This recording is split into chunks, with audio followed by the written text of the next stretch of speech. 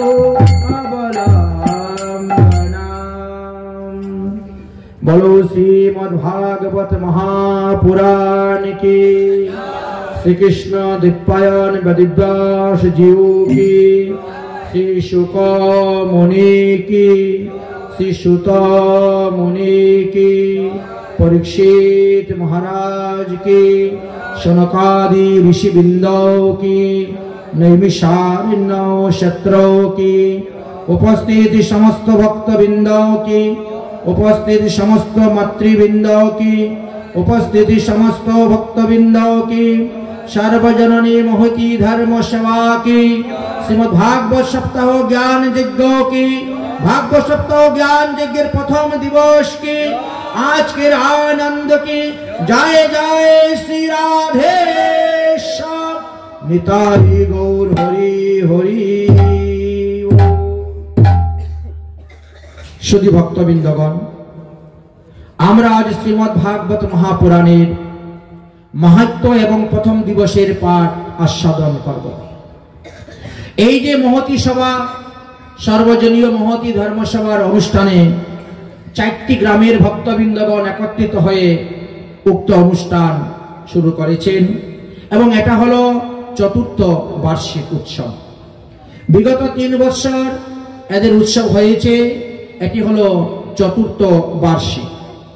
আমরা জানতে পারলাম যে গঙ্গা যমুনা গ্রাম, ভাইমারা গ্রাম, নন্দনবেরিয়া গ্রাম এবং চারবেরিয়া গ্রাম, এই 4 গ্রামের ভক্তবৃন্দগণ একত্রিত হয়ে এই শ্রীমদ্ ভাগবত সপ্তাহ জ্ঞান যজ্ঞের ব্যবস্থা করেছেন।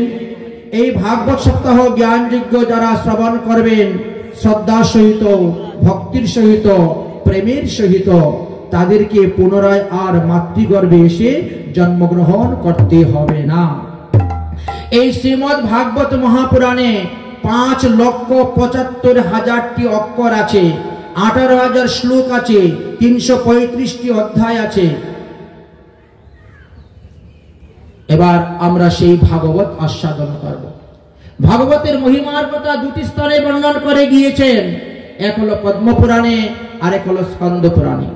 অন্যান্য গ্রন্থের শেষে গিয়ে মাহাত্ম্য পাঠ হয়, কিন্তু শ্রীমদ্ ভাগবত সপ্তাহ জ্ঞান যজ্ঞের প্রথমেই মাহাত্ম্য পাঠ হয়ে থাকে। কারণ মাহাত্ম্য পাঠ মানে হলো শ্রবণ করলে পরে কি কি লাভ হইবে, একে ফলশ্রুতি বলা হয়। এই ভাগবত শ্রবণ করতে যারা এসেছেন তাদের কি লাভ হইবে তদ বিষয়ে এখানে বলা হয়েছে। এই ভাগবতকে যিনি জীবনের সঙ্গী রূপে করে নিতে পারবেন তিনিই ধন্য, তিনিই কৃতার্থ। তাই বলছেন, মদেক বন্ধু মত সঙ্গী নাও, মত গুরু মত মহাধনম, মত নিস্তারকম মত ভাগ্যম, মদানন্দ নমস্তুতে। এই শ্রীমদ্ ভাগবত মহাপুরাণ হলো আমার একমাত্র সঙ্গী। এই শ্রীমদ্ ভাগবত মহাপুরাণ হলেন আমার একমাত্র বন্ধু। এই শ্রীমদ্ ভাগবত মহাপুরাণ হলেন আমার একমাত্র গুরু। এই শ্রীমদ্ ভাগবত মহাপুরাণ হলেন আমার একমাত্র মহাধন। এই শ্রীমদ্ ভাগবত মহাপুরাণ হলেন আমার নিস্তারকারী গ্রন্থ। এই শ্রীমদ্ ভাগবত মহাপুরাণ হলেন আমার ভাগ্য স্বরূপ পরিবর্তনকারী গ্রন্থ। এই শ্রীমদ্ ভাগবত মহাপুরাণ হলেন আনন্দ স্বরূপ। তাই শ্রীমদ্ ভাগবত মহাপুরাণকে আমি নমস্কার করে ভাগবত কথা আরম্ভ করতে যাচ্ছি। তাহলে শ্রীমদ্ ভাগবত মহাপুরাণ কোনো সাধারণ গ্রন্থ নয়। 4 বেদকে মন্থন করে এই গ্রন্থকে রচনা করে গিয়েছেন। তাই ভাগবত কোনো সাধারণ গ্রন্থ নয়। এই শ্রীমদ্ ভাগবত মহাপুরাণ আজ হইতে 5105 বছর পূর্বে প্রকট হয়েছিলেন ভাদ্র মাসের পূর্ণিমাতে। তাই ভাদ্র মাসের পূর্ণিমা দিবসকে বলা হয় ভাগবত জয়ন্তী। তাহলে 5105 বছর পূর্বে এই গ্রন্থ প্রকট হয়েছিলেন। সুখদেব গোস্বামী পাদ তিনি রাজা পরীক্ষিতের কাছে এই ভাগবত সর্বপ্রথম বর্ণন করে গিয়েছেন। এই ভাগবত গ্রন্থের নামটা কে দিয়েছেন? এই গ্রন্থের নাম শ্রীমদ্ ভাগবত মহাপুরাণ। এটি কে দিয়েছেন? বলেন শ্রীমদ্ ভাগবত মহাপুরাণ নাম স্বয়ং ব্যাসদেব দিয়ে গিয়েছেন। অস্য ভাগবত নামম ব্যাসেনম ইতি কীর্তিতম। ব্যাসদেব স্বয়ং এই শ্রীমদ্ ভাগবত মহাপুরাণ নাম দিয়ে গিয়েছেন। আচ্ছা, ভাগবত এর মধ্যে কটি শব্দ আছে? 4টি শব্দ আছে। তাহলে ভা শব্দের অর্থ কি? ভারত ভূষণম ভূষত্বেনা, এই ভারতবর্ষের ভূষণ এবং কীর্তির দ্বারা গঠিত হয়েছে। যাহা পড়লে, যাহা শ্রবণ করলে ভাবের উদয় হবে, ভক্তির উদয় হবে। এই ভারতবর্ষে বসে এই গ্রন্থ রচনা করা হয়েছে। এই ভাগবতে ভগবানের অনন্ত অনন্ত লীলার কথা বর্ণন করা হয়েছে। এই ভাগবতে শুধু ভক্ত আর ভগবানের চরিত্র কথাই বর্ণন করে গিয়েছেন। তাই 2 স্থানে ভাগবত নাম শুনি মাত্র এক ভাগবত ভাগবত শাস্ত্র, আর এক ভাগবত হলেন ভক্তি রস পাত্র। তাই যারা সদাচার সম্পূর্ণ সদ্গুরুর চরণাশ্রয় করে হরিভজন করে যাচ্ছেন, তাদেরকে বলা হয় ভক্ত ভাগবত। আর আমরা এখন আস্বাদন করতে এসেছি গ্রন্থ ভাগবত। ভক্ত ভাগবত যদি না থাকে, তাহলে গ্রন্থ ভাগবত কি আস্বাদন করবে? এই জন্যই শ্রী চৈতন্য চরিতামৃত গ্রন্থে লিখেছেন কৃষ্ণদাস কবিরাজ গোস্বামী, 2 স্থানে ভাগবত নাম শুনি মাত্র এক ভাগবত ভাগবত শাস্ত্র, আরেক ভাগবত হলো ভক্তি রস পাত্র। চৈতন্য ভাগবতের আদি লীলায় বৃন্দাবন দাস ঠাকুর সেখানে কলম দিয়েছেন। তিনি বললেন যে ভাগবত যে না মানে সে যবন সম, তার শাস্তি আছে জন্মে জন্মে যম। তাই ভাগবত ধর্ম হলো সমস্ত ধর্মের মধ্যে শ্রেষ্ঠ ধর্ম। ভাগবত হলো সমস্ত শাস্ত্র পুরাণ ইতিহাসের মধ্যে শ্রেষ্ঠ, তার উপরে আর কেউ নেই। তাই মধ্যস্থ শ্রী ভাগবত মহাপুরাণ। ভা শব্দের অর্থটা বুঝতে পারলেন? এবার ব শব্দের অর্থ কি? বললেন গম্যতে ক্রিয়মানন্তম বিষ্ণু প্রবঞ্চনম। এই বিশ্বকে বেষ্টন করিয়া ভগবান বিষ্ণু কখনো পুরুষ অবতার, কখনো গুণ অবতার, কখনো লীলা অবতার, কখনো মন্মন্তর অবতার, কখনো শক্তি অবতার, কখনো আবেশ অবতার, কখনো যুগ অবতার নিয়ে এসে লীলা করতেছেন। আর যতবারই আসছেন ভগবান ভারতবর্ষে এসে অবতীর্ণ হচ্ছেন। তাই সমস্ত বিশ্ব ব্রহ্মাণ্ডের মধ্যে যত দেশ আছে তার মধ্যে ভারতবর্ষ হলো শ্রেষ্ঠ। ভারতবর্ষের মধ্যে যত পুণ্যদায়ী নিকৃত্য আছে তার মধ্যে শ্রেষ্ঠ হলো মথুরা মণ্ডল, কারণ সেখানে ভগবান শ্রীকৃষ্ণচন্দ্র আবির্ভাব হয়েছে। মথুরা মণ্ডলের মধ্যে 364টি গ্রাম আছে, 12টি বন আছে, 32টি উপবন আছে, তার মধ্যে শ্রেষ্ঠ হলো বৃন্দাবন, যেহেতু ভগবান শ্রীকৃষ্ণ সেখানে রাসলীলা করেছেন। বৃন্দাবন থেকে শ্রেষ্ঠ হলো গিরিরাজ গোবর্ধন পর্বত, কারণ গিরিরাজ গোবর্ধন পর্বতকে বলা হয়েছে মকুটমণি। হরিদাস বর্জ্য বলে রাধারানী তাকে আখ্যা দিয়েছেন। আর গিরিরাজ পর্বতের মধ্যে যত তীর্থ আছে তার মধ্যে শ্রেষ্ঠ হলো রাধা কুণ্ড, শ্যাম কুণ্ড। বলো রাধে রাধে। সেই রাধা কুণ্ডে যে একবার করে স্নান, রাধা সম প্রেম কৃষ্ণ তারে করেন দান। সেই রাধা কুণ্ড সর্বশ্রেষ্ঠ, যার মধ্যে 60,000 কোটি তীর্থের জল অবস্থান করতেছেন। একবার যদি কেউ সেখানে স্নান করেন 60,000 কোটি তীর্থের জলে স্নান হয়ে যাবে। তার গ মানে কি? গ মানে গণ্যতে ক্রিয়মানতম বিষ্ণু। এবার আসলো ব, ভা গ ব। ব শব্দের কি অর্থ দিয়েছেন? বাসুদেবেন কৃত্যম প্রকাশিতম। এই গ্রন্থটি স্বয়ং বাসুদেব শ্রীকৃষ্ণই বলে গিয়েছেন, রচনা করে গিয়েছেন। যা বুঝিয়ে শুনে পড়লে মন এবং বুদ্ধি শুদ্ধ হবে। মন বুদ্ধি যদি শুদ্ধ না হয় তাহলে সাত্বিক ভজনে মন আসবে না। আমাদের আহারের উপরে গুণগুলা নির্ভর করে। কেউ যদি তমগুণের আহার খায় তমগুণই তার বৃদ্ধি হবে, রজগুণের আহার কালে রজগুণ বৃদ্ধি হবে, শতগুণের আহার কালে শতগুণ বৃদ্ধি হবে। তাই বলছেন বুঝে শুনে যদি কেউ পড়তে পারে তাহলে তার বুদ্ধি শুদ্ধ হবে, তার মন শুদ্ধ হয়ে যাবে, তার দেহ শুদ্ধ হয়ে যাবে। সত্তা শুদ্ধ করতে গেলে আগে আহার শুদ্ধ করতে হয়। আহার শুদ্ধ হলে সত্তা শুদ্ধ হবে, সত্তা শুদ্ধ হলে ইন্দ্রিয় শুদ্ধ হবে, ইন্দ্রিয় শুদ্ধ হলে বুদ্ধি শুদ্ধ হবে, আর বুদ্ধি শুদ্ধ হলে মন শুদ্ধ হবে। তাই মন শুদ্ধ কিভাবে হবে? বলছেন যে স্নান করলে পরে আমাদের দেহ শুদ্ধ হয়, আর নাম করলে পরে আমাদের মন শুদ্ধ হয়। একমাত্র সদ্গুরুর উপদেশে খণ্ডিবে জীবের কুস্বভাব। এক একটি বস্তু এক এক রকম হয়। দানেতে দুর্গতি খণ্ডে, নামে খণ্ডে পাপ, আর সদ্গুরুর উপদেশে খণ্ডিবে জীবের কুস্বভাব। তাই কুস্বভাব দূর করতে গেলে সাধু সঙ্গ করতে হবে, কুস্বভাব দূর করতে গেলে সদ্গুরুর চরণাশ্রয় করতে হবে। এই হলো ব। এবার আসলো ত। তয়ের কি অর্থ? স্তং তারকং সংস্কৃতম চক্রম মধ্যম। এই ভাগবতে কি আছে? ভারতের যত প্রাচীন প্রাচীন সাধু সন্ত মহাত্মা মুনি ঋষিগণ ছিলেন, তারা কিভাবে সাধন করে ভজন করে ভগবান পদপদ্ম লাভ করেছেন, সেই তত্ত্ব কথা বর্ণন করা আছে।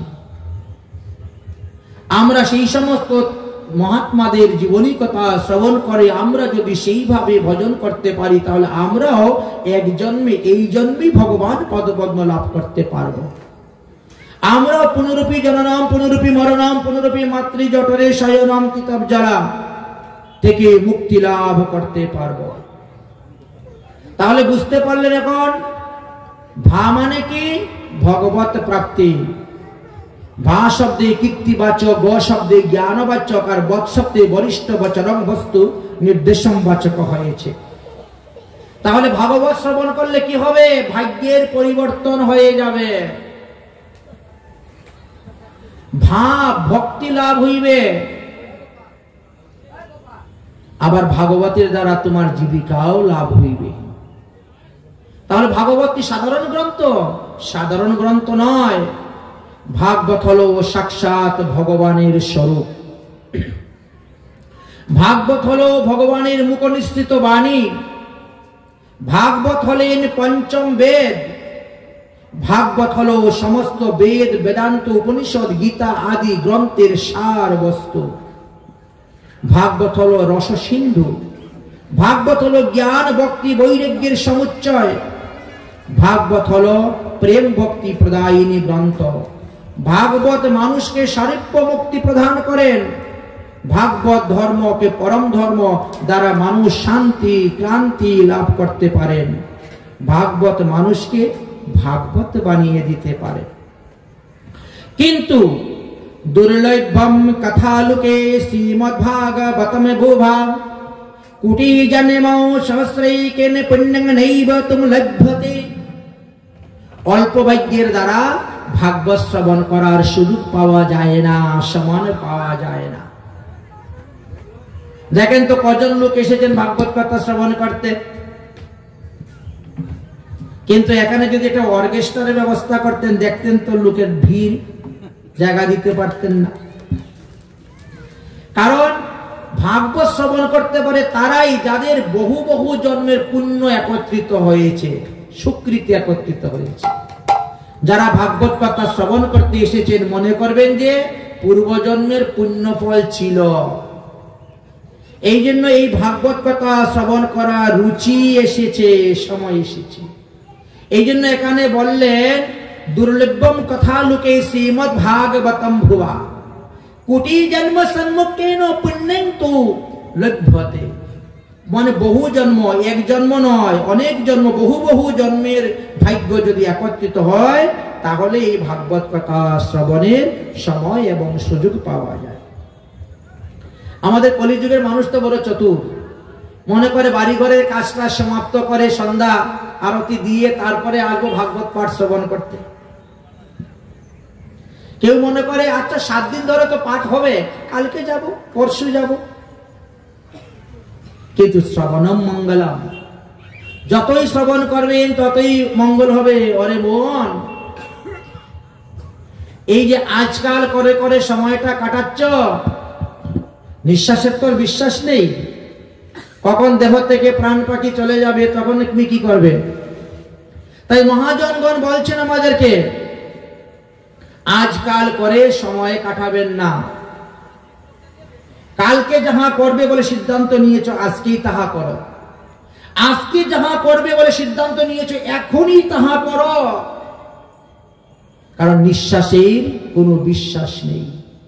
জন্মশ্রী ধ্রুবমৃতম, আমরা মাতৃগর্ভে জন্মগ্রহণ করে এসেছি, আমাদের মৃত্যু অনিবার্য।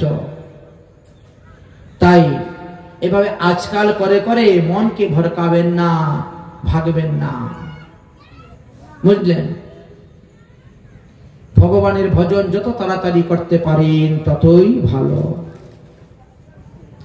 আমরা খালি এটা করব সেটা করব, তারপরে ভাগবত কথা শুনতে যাব, এইভাবে বলে সময়টাকে পিছিয়ে দিচ্ছেন।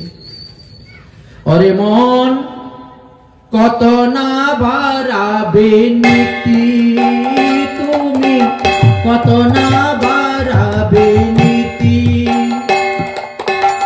এমুর অমুর করিয়া দিবস যেদিন করিবে প্রীতি, মন কবে বাড়াবে রীতি, ঘুমেতে পড়িয়া কাটাও রাতি, ঘুমেতে পড়িয়া কাটাও, ঘুমেতে পড়িয়া কাটাও রাতি, ঘুমেতে পড়িয়া কাটাও। আমরা 100 জন্ম পরমাণ পেলে কি হবে? অর্ধেক তো আমাদের নিদ্রাই চলে যায়। তার মধ্যে প্রথম 5 বছর আমরা একেবারে নাবালক শিশু, পাপ পুণ্য ধর্মাধর্মের কোনো জ্ঞানই থাকে না। তারপরের বয়স 15 বছর তো বিদ্যা শিক্ষায় চলে যায়। তারপরে বিবাহ করে সংসার করলেন, তো হরিভজন করবেন কখন?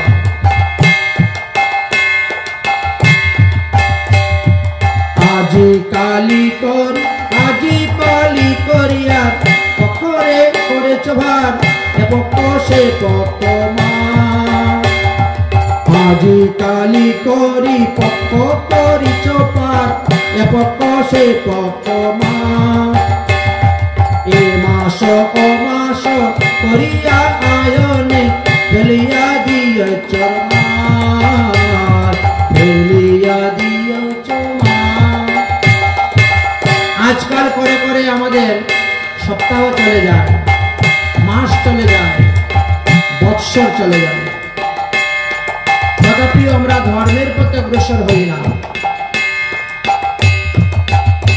কিন্তু খারাপ কাজটা তাড়াতাড়ি করে ফেলি, ভালো কাজ করতে আজ করব কাল করব করি। দেখেন, রাবণ স্বর্গে যাওয়ার জন্য সিঁড়ি বানাবে, আজকাল করতে করতে সিঁড়ি বানানো হলোই না। অথচ সীতাহরণের ব্যাপারটা দেখেন তো, ওটার আজকাল নেই, মুহূর্তের সঙ্গে সঙ্গে গিয়ে পূর্বজন্মের সংস্কার। কুকর্মটা আমরা আগে করে ফেলি, আর সুকর্মটা করতে আমরা পরে যাই। এই জন্য মহাজনগণ আমাদেরকে সাবধান করছেন, ওই আজকাল করে সময় নষ্ট করবেন না। যত তাড়াতাড়ি পারেন সদ্গুরু চরণাশ্রয় করে হরিভজন করুন, ভাগবত ধর্ম যাজন করুন, তবেই আপনার মঙ্গল হবে, তবেই আপনার কল্যাণ হবে। এ বৎসর অবসর করিয়া জনম, এ বৎসর অবসর করিত জনম ভরি, কবে তোর গুছিবে জঞ্জাল, কবে তোর গুছিবে জঞ্জাল, কবে তোর গুছিবে জঞ্জাল, কবে অবসর হইয়া নাম লইবে, কবে বা করিবে পালন,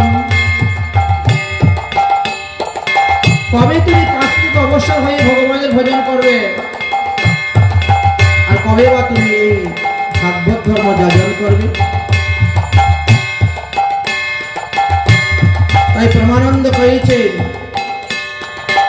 যদি এই মনুষ্য জন্ম পেয়ে হরিভজন না করুন, তাহলে আবার 84 লক্ষ যোনিতে গমন করতে হইবে,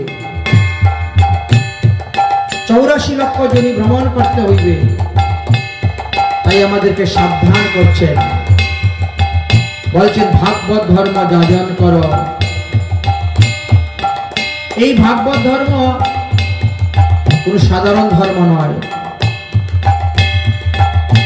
চারি বেদ পুরাণ করিয়া ব্যাস,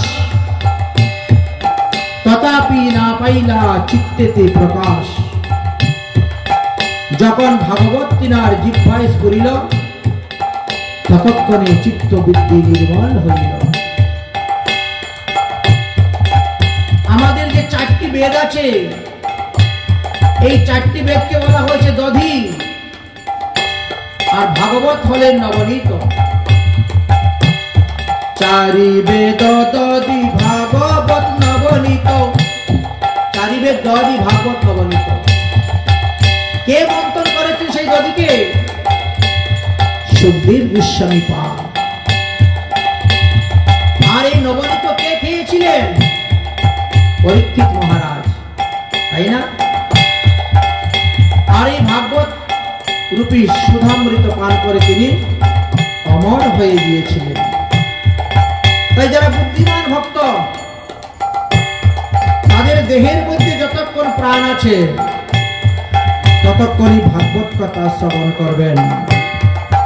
তাই আমাদের মহাজনগণ বর্ণন করে গিয়েছেন, সাধু মুখে হরি কথা শুনো সবে শুনো রে, সাধু মুখে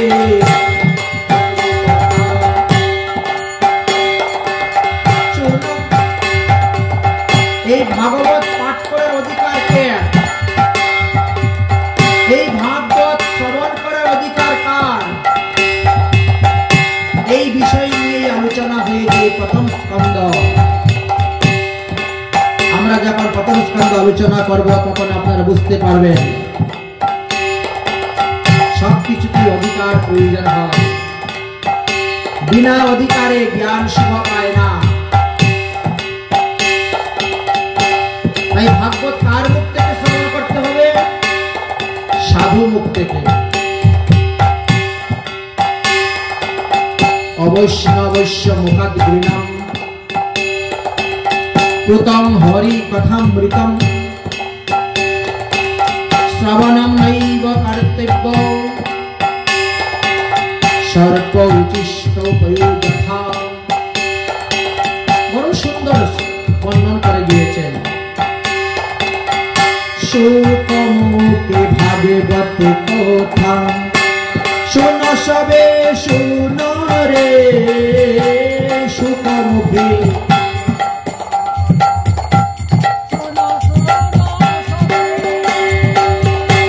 সাধু মুখে হরি কথা শুনো সবে শুনো রে, সাধু মুখে হরি কথা শুনো শুনো সবে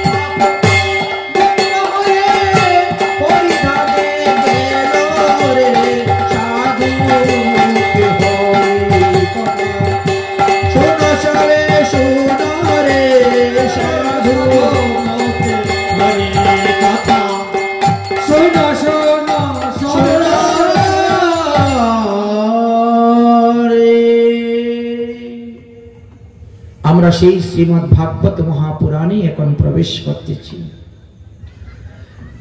ওম নমো ভগবতে বাসুদেবায়। শ্রীমদ্ ভাগবত মহাপুরাণম প্রথমোধ্যায়। মহত্তম সচিদানন্দ রূপায় বিশ্ব উৎপত্তাদি হেতবে তাপত্রয় বিনাশায় শ্রীকৃষ্ণায় বয়ম নমঃ। এই শ্লোকের দ্বারা ভাগবতের মঙ্গলাচরণ করেছেন। শ্রীমদ্ ভাগবত মহাপুরাণের 3টি স্থানে মঙ্গলাচরণের কথা আলোচনা করা আছে। একবার মাহাত্ম্য পাঠের আরম্ভে মঙ্গলাচরণ, একবার ভাগবত পাঠের প্রথমে ব্যাসদেব মঙ্গলাচরণ করেছেন, আবার সুখদেব গোস্বামী যখন ভাগবত পাঠ আরম্ভ করেন তখন তিনিও মঙ্গলাচরণ করে গিয়েছেন। মঙ্গলাচরণ কেন করা হয়? মঙ্গলাচরণের দ্বারা কি কি লাভ হয় বলছেন, গ্রন্থের আরম্ভে করি মঙ্গলাচরণ, গুরু বৈষ্ণব ভগবান তিনের স্মরণ। তিনের স্মরণে হয় বিঘ্ন বিনাশন, আর অনাহাসে হয় নিজ বাঞ্ছিত পূরণ। তাই মঙ্গলাচরণ। মঙ্গলাচরণ হয় ত্রিবিধ প্রকার, আশীর্বাদ, বস্তু নির্দেশ আর নমস্কার। তাই আমরা যে এতক্ষণ আলোচনা করলাম মঙ্গলাচরণ, মঙ্গলাচরণে কি হয়? প্রতিটি পাঠক বা গ্রন্থকার তিনি তিনার ইষ্ট দেবীর চরণ বন্দনা করেন। এখানে বলছেন সচিদানন্দ রূপায়, অর্থাৎ অনাদির আদি গোবিন্দ, তিনি হলেন পরিপূর্ণতম সৎপুরুষ, পরিপূর্ণতম চিৎ পুরুষ, পরিপূর্ণতম আনন্দ পুরুষ। তাই তিনাকে সচিদানন্দ বলা হয়েছে। সচিদানন্দ রূপায় বিশ্ব উৎপত্তাদি হেতবে, সমস্ত বিশ্ব ব্রহ্মাণ্ডর সৃজন উৎপত্তি হয়েছে ভগবান শ্রীকৃষ্ণ হইতে। যেমন ভাগবত মহাপুরাণে বর্ণনা করে গিয়েছেন, তেমনি আবার ব্রহ্মবৈবর্ত পুরাণের প্রকৃতি খণ্ড আলোচনা করবেন, দেখতে পাবেন কিভাবে এই প্রকৃতি সৃষ্টি হয়েছে, বিশ্ব ব্রহ্মাণ্ড। তাই কৃষ্ণ শুধু, আমার গোবিন্দ শুধু ভগবান নন, তিনি স্বয়ং ভগবান। তিনি শুধু ঈশ্বর নন, তিনি পরম ঈশ্বর। তাই বলা হয়েছে সচিদানন্দ রূপায় বিশ্ব উৎপত্তাদি হেতবে। তারপরে কি বললেন? তাপত্রয় বিনাশায় শ্রীকৃষ্ণায় বয়ম নমঃ। ভগবান শ্রীকৃষ্ণকে প্রণাম করলে কি হয়? 3টি তাপ নিবারণ হয়। সেই 3টি তাপ কি কি? আদি দৈবিক, আদি ভৌতিক আর আধ্যাত্মিক। এই 3টি কিতাব জ্বালা নিবারণ হয়ে যাবে। তো কিতাব জ্বালা নিবারণ হয় ভগবানকে প্রণাম করলে। আদি দৈবিক তাপ কাকে বলা হয়? বলে দৈব যুগে যাহা হচ্ছে, অতিরিক্ত শীত, অতিরিক্ত গরম, অতিরিক্ত ঝড়, উল্কাপাত, বজ্রপাত, ভূমিকম্প, এগুলা তো দৈব যুগে হয়। যারা ভগবানের চরণে শরণাপন্ন হয়েছেন আদি দৈবিক, তাদেরকে কিছুই করতে পারে না। তারা সুখে দুঃখে সমচিত্তা, শীতোষ্ণ সুখ দুঃখদা। আদি ভৌতিক, আরে ভূত প্রেত আদি অপদেবতা হইতে যে ভয় উৎপন্ন হয়, চোর ডাকাত গুন্ডা বদমাশ থেকে যে উৎপন্ন হয়, সর্প ব্যাঘ্র হিংস্র প্রাণী থেকে যে উৎপন্ন হয় ভয়, সেটাও আপনার গায়ে স্পর্শ করতে পারবে না যদি আপনি ভগবানকে কায়মন বাক্যে প্রণাম করেন। এবার আসলো আধ্যাত্মিক। আধ্যাত্মিক তাপকে 2 ভাগে ভাগ করা হয়েছে, একটি হলো শারীরিক আর একটি হলো মানসিক।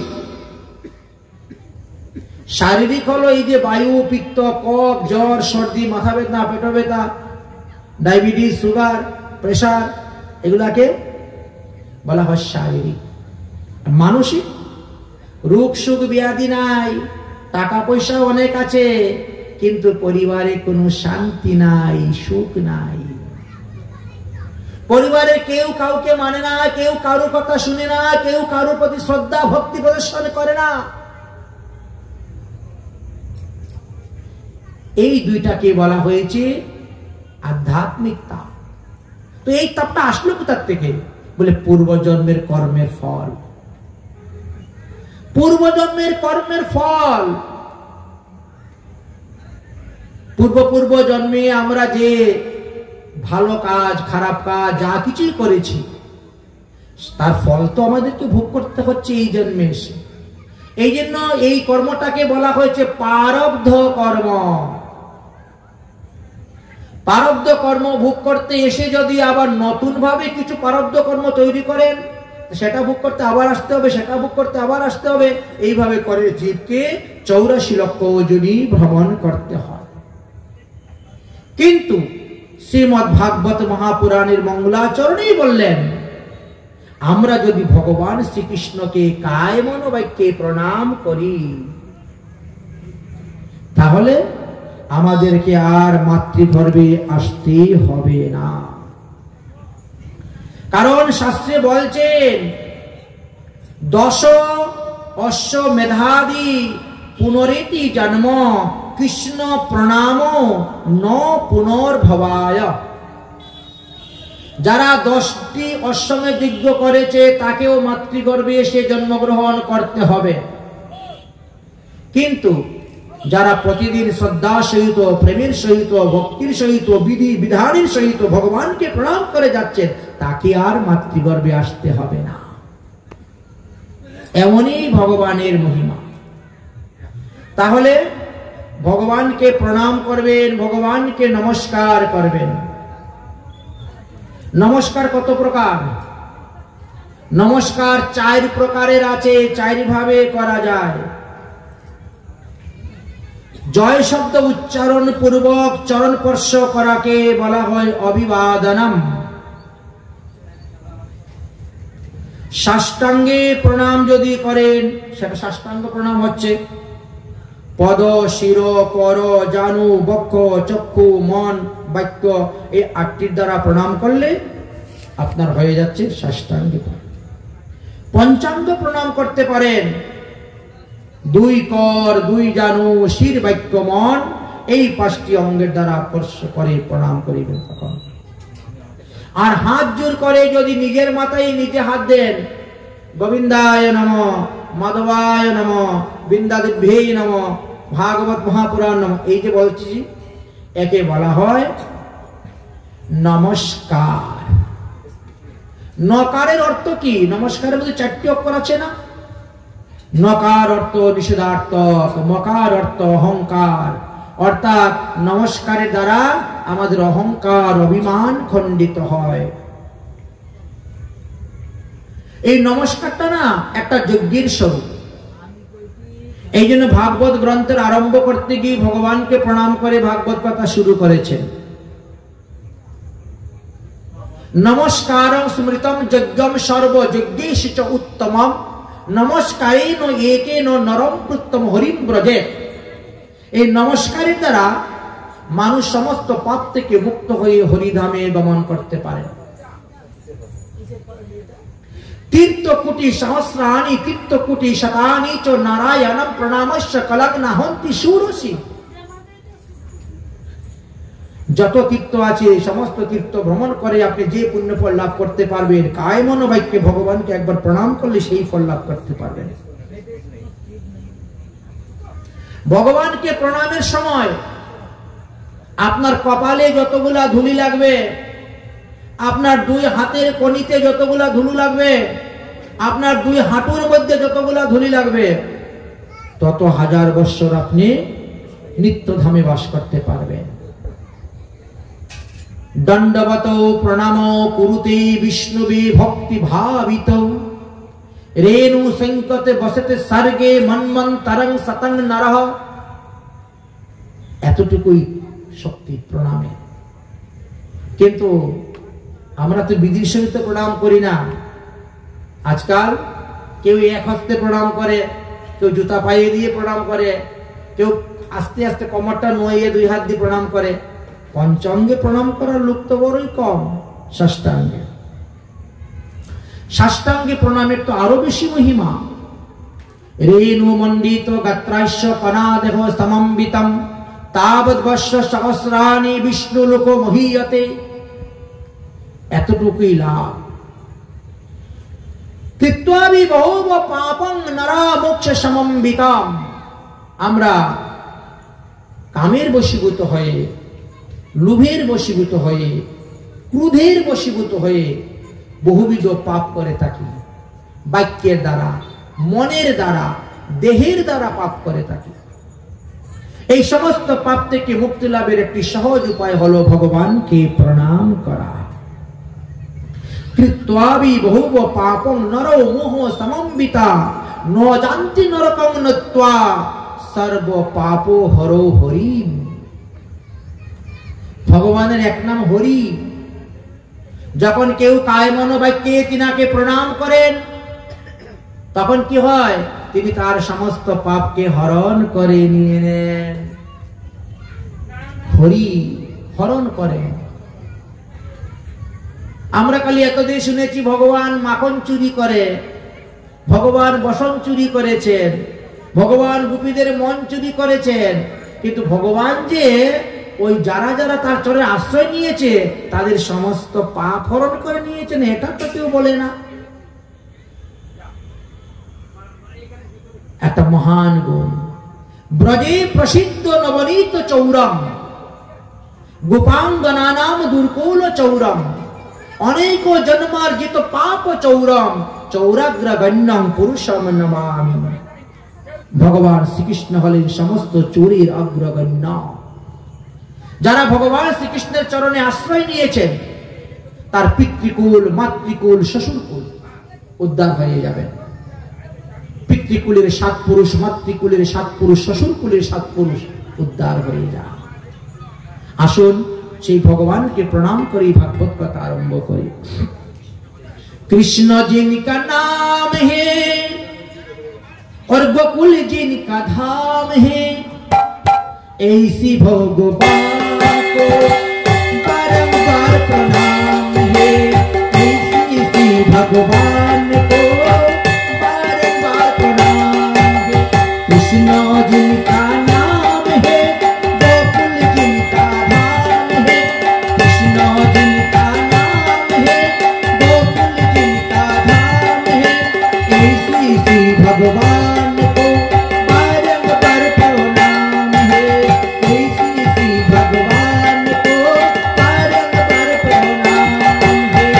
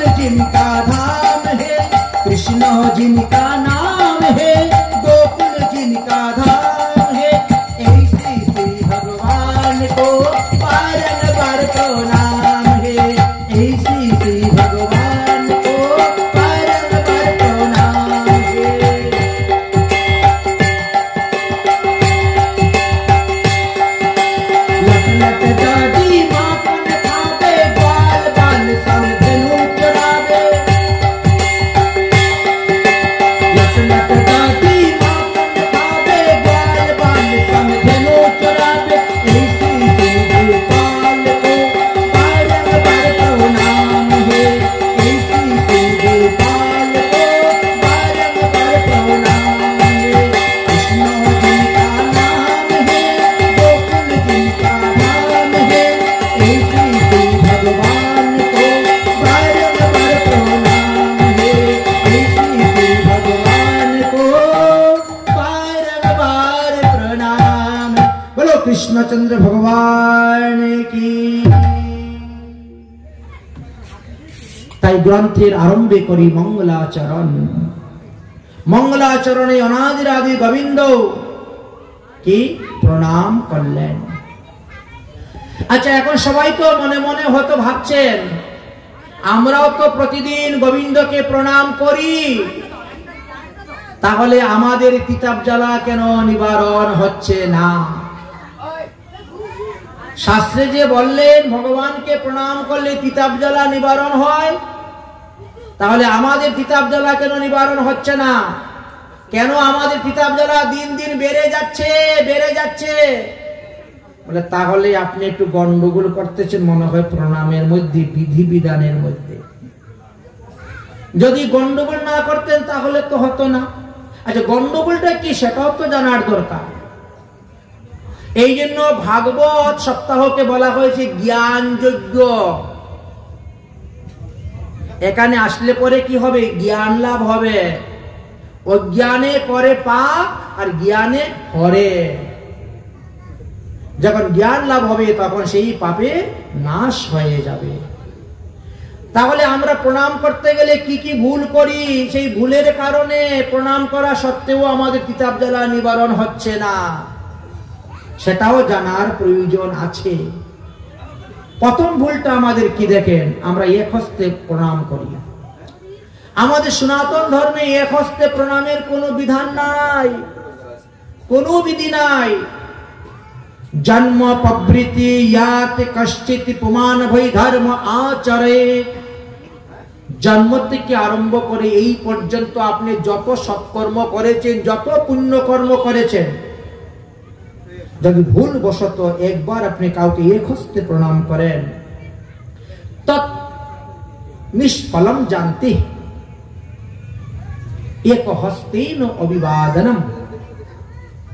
সমস্ত পুণ্য শূন্য হয়ে যাবে যদি এক হস্তে প্রণাম করেন। তাই কখনো কাউকে এক হস্তে প্রণাম করবেন না। এটা হলো আমাদের প্রথম নাম্বার ভুল। দ্বিতীয় ভুল কি আমাদের? বস্ত্র প্রবৃতি দেহস্থ যু নরো প্রণমেতে সাং সতরিশো জায়তে মুরিকৌ সপ্ত জন্মানি ভাবপি। দেহের মধ্যে বস্ত্র আবৃত করিয়া সাষ্টাঙ্গে প্রণাম করতে নাই। যখন আপনি প্রণাম করবেন তখন কোমরের উপরের বস্ত্র খুলে রেখে দিতে হবে। পেটাঙ্গ উতার, একে পেটাঙ্গ বলা হয়, খালি গায়ে দিতে হয়। এই জন্য মহিলাদের সাষ্টাঙ্গে প্রণাম নিষেধ। একমাত্র পুরুষেরাই সাষ্টাঙ্গে প্রণাম করে। যদি বস্ত্র আবৃত অবস্থায় সাষ্টাঙ্গে প্রণাম করেন, অর্থাৎ জামা কাপড়, সোয়াটার, মাফলার, জাম্পার সব লাগিয়ে প্রণাম করেন, তাহলে 7 জন্ম কুষ্ঠরোগগ্রস্ত হইতে হবে। ওই বস্ত্র থেকে যতগুলা ধূলিকণা ঝরে ঝরে পড়বে ততটাই নরভোগ করিতে হয়। সবামে প্রময়তি বিষ্ণু দক্ষিণে শিব শঙ্কর প্রণমাষ্ট গুরুর অগ্রেষ্ট অন্যত নিষ্ফলম ভবেৎ। প্রণাম করতে গেলে যেখানে ভগবত তত্ত্ব দেখবেন, যেমন মহাপ্রভু আছেন, রাধা গোবিন্দ আছেন, গিরিধারী আছেন, রাধা কৃষ্ণ আছেন, রাম সীতা আছেন, লক্ষ্মী নারায়ণ আছেন, সেখানে বিগ্রহকে বাম দিকে রেখে প্রণাম করতে হবে। সবামে প্রণমেত বিষ্ণু। যেখানে মহাদেব আছেন বা অন্যান্য দেবদেবী আছেন, তাদেরকে ডাইনে রেখে প্রণাম করতে হবে। আর গুরুদেব যদি আপনার গৃহে আসেন সোজাসুজি প্রণাম করবেন, না গুরুদেবকে ডাইনে রাখবেন না গুরুদেবকে বামে রাখবেন। গুরুদেবের ডাইন চরণে ডাইন হাত দিবেন, বাম চরণে বাম হাত দিবেন, দিয়ে প্রণাম করবেন। এইভাবে করে শ্রী গুরুদেবকে প্রণাম করিতে হয়। যদি এই বিধান ছাড়া আপনি প্রণাম করেন বলে অন্যতা নিষ্ফলাম ভাবে, তাহলে প্রণাম করা সত্ত্বেও আপনি প্রণামের ফল পাবেন না। আরো কিছু দোষ আমাদের আছে। একহস্ত প্রণামশ্চ একশ্চৈব পদক্ষিণম অকালে দর্শনম বিষ্ণু পুণ্য হন্তি পুরাকৃতম। আরে এই জন্মের পাপ পুণ্য শেষ হয়ে যাবে, পূর্ব জন্মের যদি কিছু পুণ্য সঞ্চিত থাকে সেটাও নষ্ট হয়ে যায়, এমন কিছু কর্ম আমরা করে ফেলি। এক হস্তে প্রণাম, একবার প্রদক্ষিণ। ভগবান বিষ্ণুকে একবার প্রদক্ষিণ করতে নাই, তুলসীকে একবার প্রদক্ষিণ করতে নাই, 4 বার প্রদক্ষিণ করতে হয়। সময় না থাকলে প্রদক্ষিণ করবেনই না, আর প্রদক্ষিণ করলে 4 বার আপনাকে প্রদক্ষিণ করতে হবে। অন্যথায় এই জন্মেরও পুণ্য শেষ হবে, পূর্ব জন্মের পুণ্য শেষ হবে। সভায়াম যজ্ঞশালায়াম দেবালয়ে তরিষ্বাপি পুণ্যক্ষেত্রে পুণ্যতীর্থে শ্রদ্ধায়াম সময়ম যথা প্রত্যেকং নমস্কার নমহন্তি পূর্ণ পুরাকৃতম।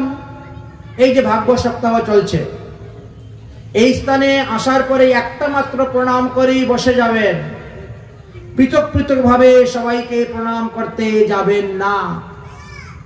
যদি পৃথক পৃথক ভাবে প্রণাম করতে যান তাহলে এই জন্মের পুণ্য নষ্ট হবে, পূর্ব জন্মে যদি কিছু থেকে থাকে সেটাও নষ্ট হয়ে যাবে।